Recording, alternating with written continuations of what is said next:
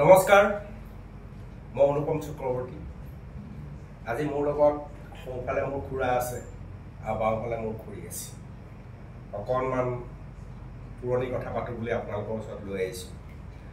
খুৰাৰ বয়স এতিয়া 84 বছৰ আৰু খুৰী বয়স 76 দুয়ো চাকৰিয়াল আছে ইতিমধ্যে অৱসৰ লৈছে খুৰায়ো অৱসৰ লৈছে আৰু খুৰীও অৱসৰ লৈছে কাহিলীপাৰা এই ঘৰখন বহুতৰ চিনাকি ঘৰ যেন মই অনুমান কৰোঁ কাৰণ এই ঘৰখনৰ জ্যেষ্ঠ সন্তানসকলে জানে সৌৰভ মহন্ত সংগীতৰ সৈতে ওতঃপ্ৰোতভাৱে জড়িত আৰু যথেষ্ট কাম কৰিছে সৌৰভে এয়া আচলতে সৌৰভৰ পিতৃ মাতৃ আৰু মোৰ খুৰা আৰু খুৰী এয়া হৈছে গোপাল মহন্ত খুৰা নমস্কাৰ খুৰা মই জানিব খুজিম যে আপোনাৰ শৈশৱ গোলাঘাটত পাৰ হোৱা আপোনাৰ কি মনত পৰে গোলাঘাটৰ সেই দিনবোৰ কি মনত পৰে আৰু প্ৰেণীগিৰি নেকি কিবা মনত পৰেনে গোলাঘাটৰ ক'ত আছিল আপোনাৰ ঘৰ গণপুখুৰী কি পাত্ৰ মদাৰগুৰি বকুলগুৰি সেই বকুল গছজোপাৰ কাৰণে সেই নামটো হৈছিলে নেকি তাৰমানে আমাৰ অৰিজিনটো আছিলে মাজুলী এলেঙি সত্ৰ মোৰ এলেঙি তাৰ পৰাতো ব্ৰহ্মপুত্ৰৰ সহায় নিয়াৰ পাছত মানুহ আহি আছে সেইটো এতিয়াৰ কথা নহয় আজি 400 বছৰ আগৰ ঘটনা সেইধৰণে আহি কেইঘৰমান মানুহ ককাই ভাই কেইবাজনো বেলেগ বেলেগ জেগাত সত্ৰ পাতিলে গোলাঘাটত হ'ল আমাৰখন প্ৰথমতে যেতিয়া মাজুলীৰ পৰা আহে তাত মদাৰ গছ ৰুই সত্ৰ প্ৰতিষ্ঠা কৰিছিল মানে মানুহৰ মনত এটা ভাৱ মদাৰ গছ নমৰে আগৰ দিনৰ মানুহৰ গতিকে মদাৰ গছ ৰুইছিলে অৰিজিন সত্ৰ পাতিছে সেইকাৰণে হ'ল মদাৰগুৰি ইয়ালৈ উঠি আহি পেলাই আমাৰ টুকুৰা হ'ল বকুল গছ ৰুই হৃদয় সূতা পুতি সত্ৰ প্ৰতিষ্ঠা কৰিলে গোলাঘাট সেইকাৰণে আমাৰ কোৱা যায় যদিও এলেঙি মদাৰগুৰি বকুলগুৰি সত্ৰ বৃহৎ বকুল গছ আছিল যিজোপা ইতিমধ্যে উভালি পৰিছে ন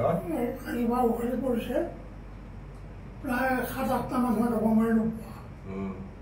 গুৰিটো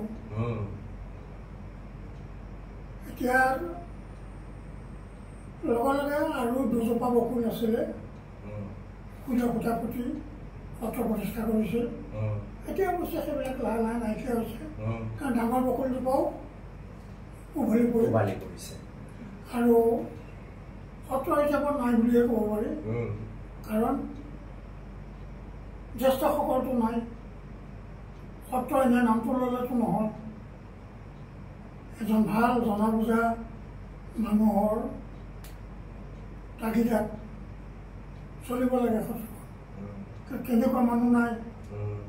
সেইকাৰণে সেই সত্ৰৰ যিটো সত্ৰাধিকাৰ চিষ্টেম সেইটো এতিয়া আজিকালি নাই তেন্তে খুৰা এইটো এটা ডাঙৰ সংকট মই ভাবোঁ কেৱল আপোনালোকৰ সত্ৰখনে নহয় অসমত আমাৰ সত্ৰ সংস্কৃতিও সাংঘাতিক আৰু আপুনিও চাকৰিৰ পৰা অৱসৰ লোৱাৰ পিছতো বা তাৰ আগতো সত্ৰ সংস্কৃতিৰ বিভিন্ন কাম আপুনি কৰি আছে গুৱাহাটীত থাকি কাৰণ সেইটো আপোনালোকে তাহানি সৰুকালৰ পৰা পাই অহা বস্তু আমি যেতিয়া সৰু আছিলোঁ ক শ্ৰেণীত পঢ়াৰ পৰা যেতিয়া মনত পৰিছে আমি কোনো দিন নামঘৰত সেৱা নকৰাকৈ গা পা ধুই সেৱা নকৰাকৈ আমি চাহ নাখাওঁ আকৌ সন্ধিয়াও স্কুলৰ পৰা আহি গা পা ধুই নামঘৰত দবা কাঁহ বজাই পেলাইহে আমি চাহ খাই পঢ়াত বহোঁ গতিকে সত্ৰৰে যিটো আচাৰ নীতি সেই আচাৰ নীতি আমি সৰুৰে পৰাই কিছু পাইছিলোঁ আৰু অৱশ্যে এটা ডাঙৰ কথা কি আমি সেই বস্তুবিলাক ডাঙৰসকলে কৰা দেখিয়ে কৰিছিলোঁ তাত বৰ বিশেষ একো বুজা নাছিলোঁ কিন্তু নীতি নিয়মখিনি আমি মানি আছিলোঁ তেতিয়া আৰু আজিকালি যিটো যান্ত্ৰিক যুগ আহি গ'ল এই যুগৰ কাৰণে আগৰ যিখিনি আচাৰ নীতি সত্ৰসমূহ আছিল সেইবিলাক লাহে লাহে নাইকিয়া হৈছে আমি সন্ধিয়াতে যিটো প্ৰাৰ্থনা কৰোঁ তোতৰ চপৰ গুণমালা ইত্যাদি পাঠ কৰি বন্তি জ্বলাই দবা কাঁহ বজাই সন্ধিয়াতে পাৰ কৰোঁ আৰু ডাঙৰসকলে নাম কীৰ্তন কৰে লগত আমি নাম কীৰ্তন কৰোঁ এই বস্তুটো আজিকালি গাঁওবিলাকত নাই সেইটো নাইকিয়া আকৌ কথা